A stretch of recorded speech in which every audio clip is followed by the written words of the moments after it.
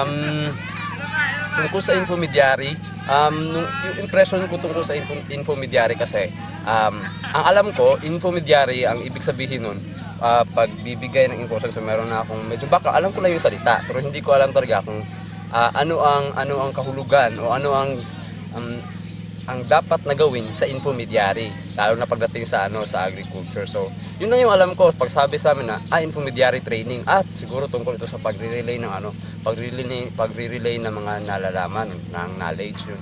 So pagdating ko sa yun yung first talk ng seminar tungkol sa intermediary. So nalaman ko pala na intermediary intermediary is hindi lang pala siya pagre-relay ng knowledge, hindi lang siya pagbibigay ng kundi pag-guide sa process pagkatapos mo ibigay yung mga nalalaman mo. So hindi lang nagtatapos dun sa okay, ganito ganito ang dapat gawin, ganyan. So hindi lang dapat pala ganun. So parang pagkatapos meron kang evaluate, meron kang pagsusubaybay sa yung mga sa sinabi mo, tapos sinisituate mo na nagagawa nila ng tama, tapos yun, nagagawa nila ng tama, tapos nabibigyan mo sila ng sapat na kaukulan na impormasyon na kailangan talaga lang malaman na magagamit nila sa kanilang sa ginagawa nila. So yun, napakaganda ng intermediary. Tapos ang role ko naman kasi ako yung nandito, pagkatapos ko narinig yung natin intermediary, kailangan ko talagang gawin is lahat na nalalaman ko, kahit na hindi ko natatandaan, marami naman akong handouts, so marami naman akong nalalaman, pwede yung sa tech center, magagamit ko yun, pwede ko yung sabihin sa kanila. So ang role ko naman is kailangan isisituate ko na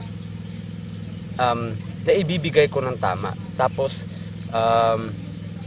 dapat na isa sa puso nila yung nalalaman nila, kasi ang problema ngayon sa mga kabataan, pagkatapos nilang marinig, nakakalimutan na nila. So ang ginagawa kasi doon, dapat pina-follow up yung mga yung nabibigay mo, para napa-follow up mo yung mga bata kung ginagawa talaga nila yung nalalaman nila. Kailangan meron talagang application. So dapat hindi nawawala yung application, kasi kapag hanggang salita ka lang, yung sinabi nila, words without action is dead.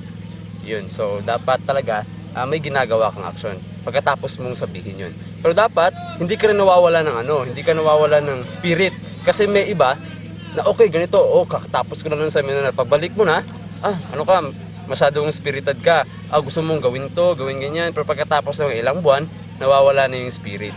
So parang nawawala na rin yung essence ng seminar mo, na hindi mo na-apply lahat yung mga nalalaman mo.